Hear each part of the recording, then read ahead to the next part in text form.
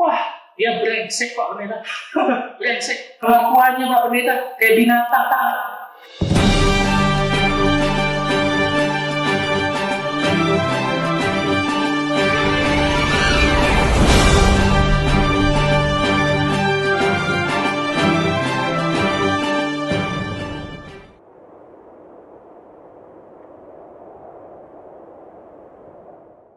Shalom, kembali lagi di acara kita Hanya Alkitab, Sola Scriptura. Pada kesempatan kali ini kita akan membahas mengenai pacaran. Nih, menarik nih buat kita anak-anak muda nih yang sedang dalam pacaran, dalam proses pacaran, atau mau menuju ke pacaran. Nih, dengan saya, Roy Effendi Ginting, dan narasumber kita, narasumber sangat muda ganteng, Pastor Pendeta Harold Pardede. Apa kabar Pak? Mantap, baik. Mantap. Gimana? Nih Pak, saya akan mewakili pertanyaan Kak Bro nih. Bagaimana sih menurut Bapak pacaran menurut Alkitab? Oke, ini memang kita harus paham dulu bahwa kata pacaran sendiri tidak ada dia. Bah, gitu ya? Iya, nggak ada. Banyak orang salah kaprah menganggap apa yang tertulis di Alkitab itu berhubungan dengan pacaran. Padahal tidak. Di Alkitab sendiri yang paling dicatat minimal tunangan. Ya, itu ada kisah Maria dan Yusuf kita tahu, dan Alkitab sering menggunakan kalimat pengantin perempuan. Anak Lot juga dikatakan bertunangan sewaktu Sodom dan Gomora mau dihancurkan. Tapi yang paling penting di Alkitab mencatat adalah pernikahan. Nah, kalau tadi Roy bertanya seperti itu, maka kita harus beranjak pada definisi pacaran adalah satu step yang serius, wajib menuju pernikahan. Pacaran wajib menuju. Wajib, makanya saya mau bilang nih Roy, pacaran nggak boleh coba-coba. Nggak boleh coba-coba, dan jangan ada kalimat kita jalani aja dulu. Oh jangan, ya. Coba-coba dalam arti apa nih Pak? Atau kita coba-coba makanan, udah habis dibuang atau Nah itu dia tuh. Coba-coba ini kan sering sekali, khususnya bagi kaum pria ya, ngasih PHP, ya kan, Biara palsu ya, harapan palsu. Suka sama cewek, mau dijadikan pacar, dia bilang kita jalani aja dulu. Ya, 1 tahun hilang, 1 tahun putus, 1 tahun selingkuh. Nah ini namanya coba-coba. Makanya kita harus tahu dulu nanti apa makna definisi pacaran yang sesuai Alkitabiah. Nah, yang seperti yang bilang tadi, ya tidak ada kata pacaran di dalam Alkitab. Nih, memang seperti itu betul secara harfiah nih. Iya. Tapi secara implisit ada nggak gitu Pak? Menuju ke dalam pacaran. Menuju dalam pacaran sebenarnya tidak ada yang ada menuju ke pernikahan. Makanya pacaran tadi berarti salah kok anak-anak muda sekarang. Banyak yang salah, memang banyak yang salah menganggap pacaran itu karena hanya harapan yang senang, melihat dia ganteng, melihat dia baik, melihat kerjanya bagus, tapi nggak tahu makna pacaran yang sesuai Alkitab harus menuju pernikahan. Nah, maknanya ini apa Pak? Menurut Bapak nih, apa sih, ada nggak poin-poin penting nih bagi kami kaum muda nih? Apa sih poin-poin penting atau tahapan-tahapan yang penting, hal-hal yang penting buat kami kaum muda dalam hal berpacaran? Nah, yang pertama nih, kita harus berdoa dan bergumul. Ini yang anak-anak muda paling susah nih Pak. Kenapa? Karena kita harus tanya Tuhan dulu, kita sudah layak pacaran atau belum? Ya, kita sudah layak menikah atau belum? Nah ini dia Pak, saya mau bilang, pacaran serius menuju nikah kan? Ya. Menikah itu panggilan, bukan keharusan. Bah, iya. Nggak bisa gitu Pak. Iya. Soalnya fakta di lapangan nih.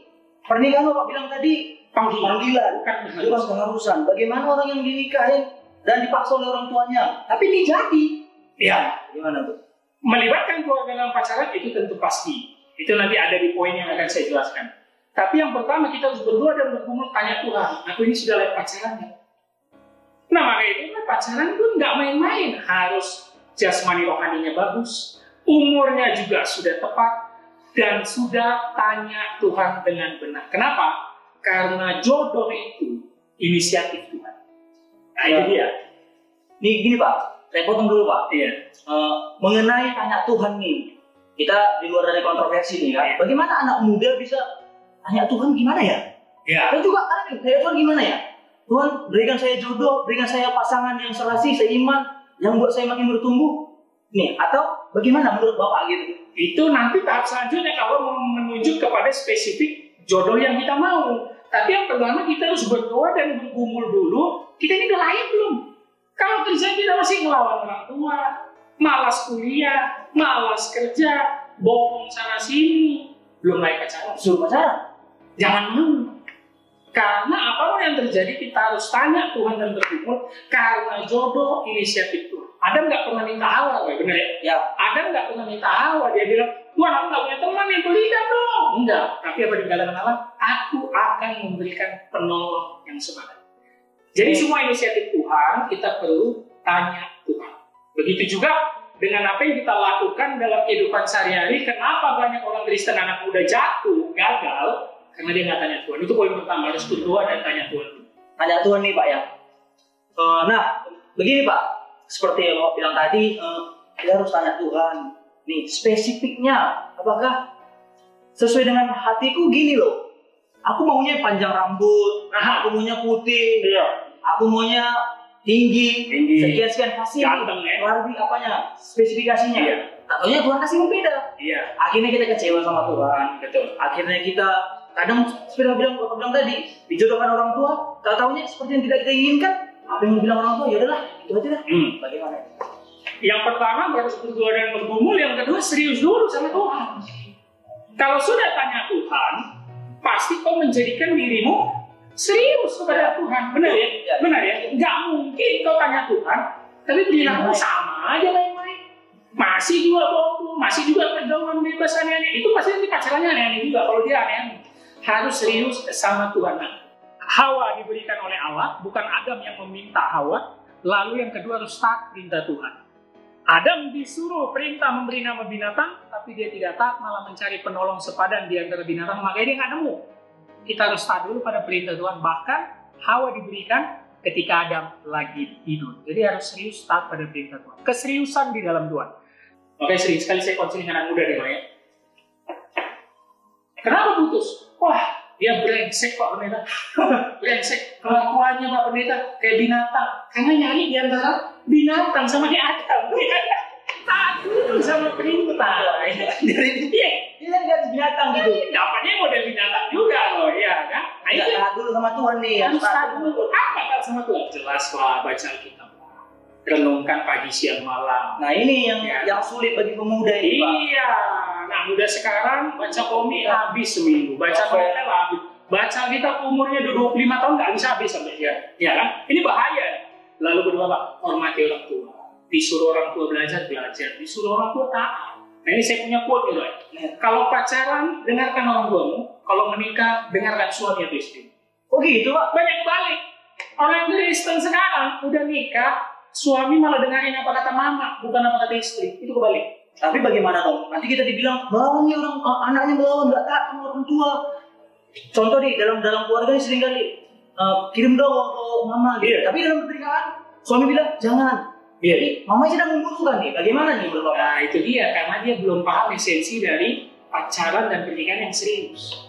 Karena kalau pacaran dengarkan orang tua, kebanyakan pacaran mulai dengarkan pacarnya itu. Ya. Berani ngomong orang tua, banting-banting pintu kan ngambek, salah. Banting meja, banting HP, rusak apa ya? Banting HP. Tapi kalau sudah menikah, menjadi satu tubuh dengan istri lebih tinggi dari orang. Tapi karena konteks kita lagi ngomong pacaran, maka pacaran harus dengarkan orang tua. Bukan berarti harus dijodohkan seterusnya, bukan itu minimnya. Jadi yang pertama berdoa dan bergumul, kedua serius dulu sama Tuhan, fokus dulu. Oh, berarti penting kali Pak ya, Tuhan ini dalam kehidupan pacaran. Karena soalnya saya dengar seperti ini Pak, ada seorang teman dan orang Batu bilang, kalau di dalam pacaran itu ya lah bebas-bebas aja, coba-coba gitu. Ya pendeta itu belakangan lah. Seperti kata itu hubungan kedua ini belakangan aja. Karena merasa jatuh cinta gitu. Nah ini mau sering datang ke pendeta. Banyaknya salah anak muda dengar nih kalimat saya. Di pacaran nggak ada namanya cinta. Wah, bagaimana sih?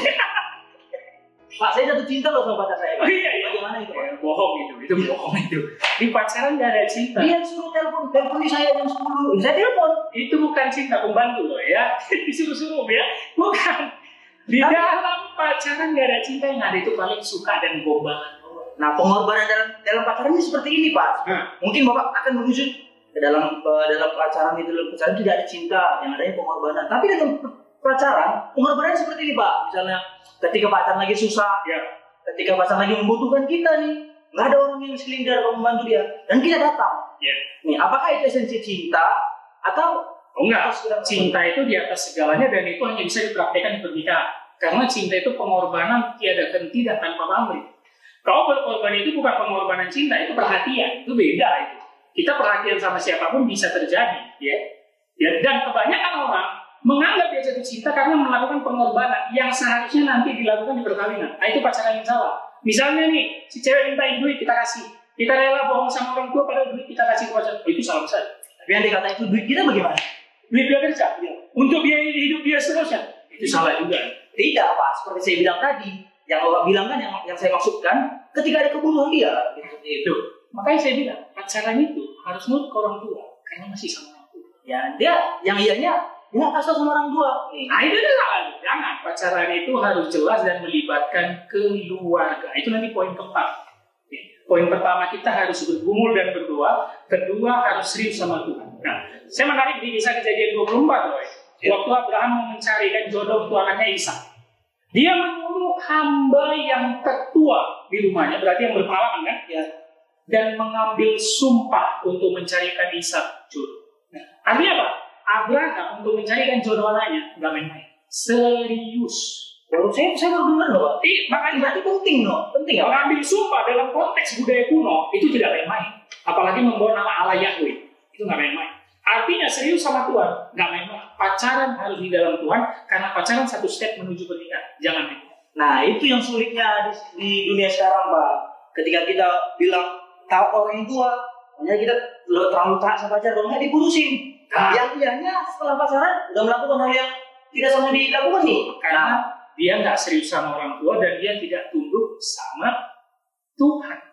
Tidak serius sama Tuhan, tidak tunduk sama orang tua, menjadi satu kesatuan dalam pacaran. Makanya beberapa kali Alkitab mencatat, ya konteks budaya kuno memang menjodohkan ya. Abraham itu kan mencarikan jodoh untuk Ishak karena konteks budaya kuno menjodohkan. Tapi Salomo ada menarik di Kidung Agung. Dia catat bahwa betapa bahagianya aku melihat ibuku menanti di pernikahanku. Memang harus melibatkan keluarga. Nah, yang menarik sebelum melibatkan keluarga, setelah berdoa, bergumul tanya Tuhan, serius sama Tuhan, mentaati perintah Tuhan. Yang ketiga ini, minta petunjuk spesifik. Nah, gini Pak, seperti yang bilang, minta petunjuk spesifik. Kita yang muda ini maunya instan. Kita yang muda ini maunya pas lagi cocok, ya udahlah, dialah itu. Iya. Dialah itu. Dialah dari Tuhan nih. Dengan kalimat dia dari Tuhan nih. Iya. Taunya putus, nangis. Taunya putus. Iya. Balikin barang gua. Balikin seperti minta itu. balik lagi. Iya. Terus, mampus lo, udah ada bekas. Saya udah pernah melakukan semua lo. Terus kan terbekas nih ya di perempuan nih. Dan bagaimana trauma. Ya, trauma itu Pak. Itu memang hal yang sudah banyak dilakukan, bukan hanya orang-orang luar Kristen. Orang Kristen juga banyak melakukan itu. Seperti yang bilang tadi yang betul, harus hidup dalam Tuhan, harus taat pada orang tua, dan spesifik ini tadi Pak. Iya, spesifik. Terus bagaimana Pak ketika orang udah terlanjur melakukan ya, yang tidak sepantasnya dilakukan di dalam pacaran. Nah, kita bahas dulu yang spesifik. Kebanyakan orang hanya terlena dengan ganteng, cantik, baik, kaya, ya kan? Itu nggak penting apa Pak? Itu nomor ke-100 dalam hubungan seksual kita. Jadi kalau misalnya, masa sih orang mau mencari dia cowoknya tinggi ganteng, masa cari cewek yang 160? Oh, bukan. Itu esensi yang bukan utama. Karena yang utama kalau udah poin kedua serius sama Tuhan, maka harus meminta petunjuk spesifik dari Tuhan. Makanya Allah berfirman, aku memberikan penolong sepadan. Kalimatnya menarik itu dalam terjemahan aslinya. Bukan hanya sejajar, bukan hanya setara, bukan hanya penolong, penyupport, tapi kadang berlawanan. Wow, berlawanan. Baru dengar saya. Kenapa berlawanan? Karena diri kita ini dipenuhi dengan keegoisan. Yes. Sentris semua kan? Ya. Harus ada pribadi yang menolong, tapi menyangkal dirimu juga untuk menghancurkan semua keegoisan itu. Makanya cari yang spesifik. Yang pertama itu harus yang penolong sepadan. Penolong, bukan penggonggong. Iya, lagi Pak ya. Hanya yang gonggong, penjilat lagi ya. Penjilat, pengennya diperhatiin mulu, tapi nggak pernah mau menolong pasangannya. Itu bahaya. Nah, yang kedua, yang menarik, waktu hamba Abraham disuruh mencari jodoh untuk Ishak, dia berdoa sama Tuhan. Ya. Kiranya terjadilah seperti ini, ada perempuan di sumur akan mengirimkan buyungnya, memberikan air untuk aku dan memberikan air untuk untaku. Spesifik banget. Yes. Spesifik ya. Makanya jangan berdoa, bergumul, meminta, Tuhan, aku mau yang seiman. Pasti seiman harus. Tuhan, kalau bisa baik, kerjanya bagus, Pasti kita mau. keluarganya bagus. Itu terlalu umum. Bibit, bobot, bebek, itu udah umum. Kalau kita buka ya, Apa itu? Biblika, bibit, bobot, bebek. Oh, Ada biblikanya. ada momen tentang firman-nya. Alkitabnya harus jelas. Ya. Perempuan mau cowok harus jelas Alkitabnya. Itu yang pertama dan utama. Itu harus jelas. Harus petunjuk spesifik. Jadi jangan hanya seiman, baik, ganteng, kaya. Jangan, harus spesifik. Dan Alkitab mengatakan harus spesifik dan penolong sepadan. Nah, jika sudah terlanjur nih Pak, bagaimana Pak? Nah, itu tadi yang menarik. Kalau yang sudah terlanjur dan banyak sekali saya menghadapi konseling anak muda yang akhirnya melakukan dan hidup dalam pergaulan bebas, nggak ada alasan lagi, putuskan. Tapi dia udah minta maaf Pak Pendeta, enggak, putuskan. Ya. Lalu bagaimana statusnya Pak? Kembali ke poin, berdoa dan bergumul tanya. Kedua, kau pasti melakukan itu karena kau belum serius sama Tuhan. Yuk, serius kembali ke Tuhan. Lakukan perintahnya, beribadah dan melayani. Tapi ada perkataan seperti ini Pak. Yaudah, kita kan mau nikah, udah nggak apa-apa, bentar lagi kok, udah coba-coba dulu. Tapi kan kita mau nikah nanti. Ya. Dan akhirnya memang mereka menikah. Ya. Tapi apa gitu? Memang mungkin orang bisa dibohongi ya, kita kan nggak tahu kan. Tapi dia sudah melanggar kekudusan Allah. Karena lembaga tertinggi di mata Tuhan itu lembaga pernikahan. Yes. Jadi jangan main-main, jangan berani asal-asal menikah kalau belum serius dan tanya Tuhan. Itu dia. Karena seperti saya bilang, menikah bukan keharusan, tapi panggilan. Nah, itu Ya, menarik sekali Pak. Benar, betul-betul seperti Pak bilang tadi. Bibit, bebek, bobot, biblika. Biblika, itu yang menjadi utama itu. Biblika Ini penting nih bagi iya. pacaran ya. Ya, jadi Supaya nggak menjambah ke sana sini, orang-orang ke sana sini gitu betul. ya. Harus sesuai dengan Alkitab. Paulus berulang kali berkata, jangan kita ikuti pergaulan-pergaulan dunia, ya kan?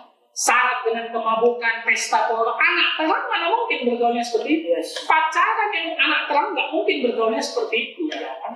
Dunia malam, nongkrong malam, mabuk-mabukan, stop lah itu semua. Pacaran yang serius, yang sesuai dengan Alkitab. Oke Pak, Bapak bilang tadi kan di dalam pacaran tidak ada cinta. Tidak ada cinta. Tidak ada cinta.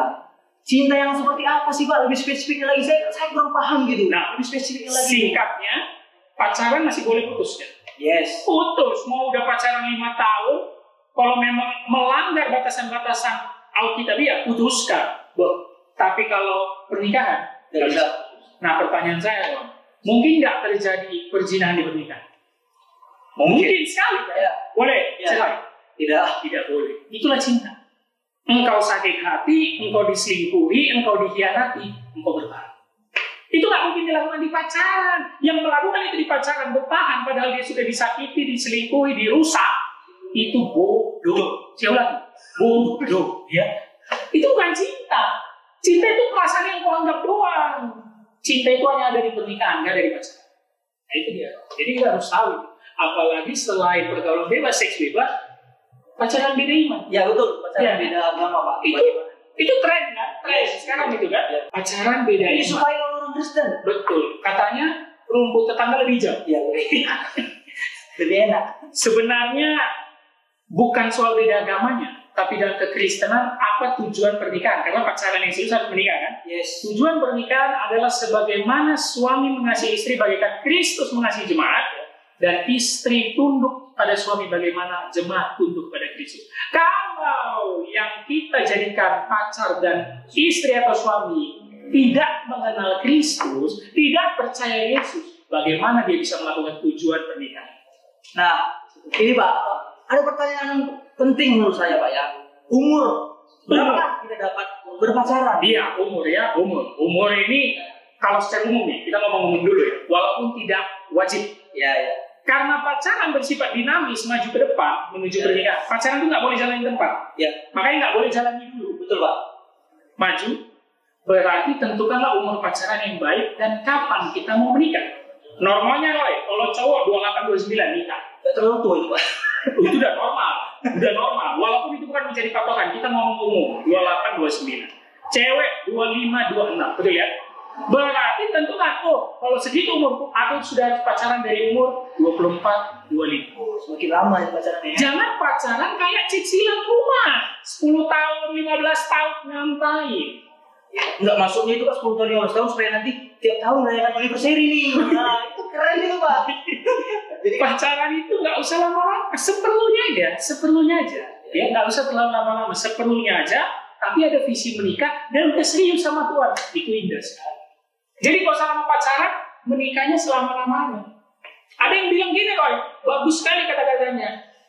Bersahabatlah selama mungkin, pacaranlah seperlunya, menikahlah selama-lamanya. Nah, itu dia. Ya, itu benar. Dan benar sekali.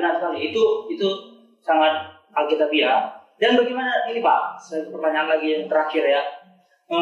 Seseorang ini dalam berpacaran, kan kadang kan ada suka panggilan spesial nih. Panggilan sayang. Ya, panggilan sayang gitu ya. Menurut Bapak itu alkitabiah. Karena ini ada yang masih SD, atau SMP, papi, mami. Waduh. Mama, papa gitu kan. Pacaran SD, SMP, SMA saja itu sudah tidak jelas pasti. Bagaimana mungkin ada panggilan-panggilan sayang seperti papa, mami, mimi gitu ya? Iya. Janganlah. Bebek gitu ya. Bagaimana? Itu kan apa itu alkitabiah? sangat jelas tidak alkitabiah, sangat-sangat tidak sesuai karena pacaran yang serius harus matang jasmani, matang rohani. Nah, jadi panggilan kita untuk pacaran ada nggak, Pak, gitu? Yang tidak terlalu. Nah, sebenarnya itu tidak usah kita masukkan ranah alkitabiah dalam kehidupan sehari-hari, tidak. Ya nggak masalah sih manggil sekali-sekali sayang bagi no problem sayang. Manggil nama aja lah dulu, nggak usah terlalu sayang-sayangan lah, ya kan? Iya, betul sih. Jadi yang penting itu esensi dalam pacaran itu harus dalam Tuhan. Yang pertama tadi tanya Tuhan. Yang kedua serius sama dia, berdoa, iya kan? Harus taat perintah dulu, jangan berani pacaran kalau belum taat perintah Tuhan. Yang ketiga tadi spesifik. Ya, jangan minta asal-asal sama Tuhan. Kalau udah berdoa itu minta yang spesifik. Baru yang keempat, libatkan keduanya. Jangan ada pacaran backstreet, jangan ada pacaran diam-diam. Oh, menarik itu, Pak. Jangan ada pacaran backstreet, Pak. Banyak kan? Banyak sekali yang pacaran backstreet. Saya juga mengalami itu, Pak. Pernah ya? Dia mengalami backstreet dalam pacaran. Makanya penting sekali kalau juga belajar pada hari ini ya tentang topik kita pacaran. Nah, ini menarik nih teman-teman yang sudah kita bahas mengenai pacaran kali ini. Jadi ada 4 poin nih, Pak ya. 4 poin. Seperti yang tadi harus dengar suara Tuhan dulu. Tanya Tuhan. Taati perintahnya dulu. Baru lihat spesifik. Baru yang keempat ini adalah libatkan. Kenapa kita perlu libatkan keluarga? Karena visi kita menikah. Yes. Nggak mungkin menikah nggak ada keluarga. Ya, harus diomongi baik-baik apa tujuannya, bagaimana adat istiadatnya, budayanya harus masuk semua kan. Paling penting tadi bibit, bebek, bobot, biblika. Ya, itu dia. Jadi bukan hanya bibit, bobot, bebek, itu dunia. Kita tambahkan biblika. Itu Kristen, Pak. Siap. Terima kasih, Pak, buat pembahasannya mengenai pacaran kali ini. Kiranya memberkati ya. Kiranya memberkati kami semuanya. Dan Bapak ini juga teman-teman menulis buku mengenai relationship ya, mengenai pacaran, pernikahan, dan saudara jika berminat untuk mempelajari dan memahami lebih lagi dalam berpacaran, saudara bisa kontak di Instagram kita. Ya, di Instagram kita dan di Instagram gereja kita juga ada. Nah, teman-teman, berbeda kan pembahasan pacaran kita kali ini? Nah, nantikan pembahasan kita di hari-hari berikutnya di dalam program kita Hanya Alkitab Sola Scriptura.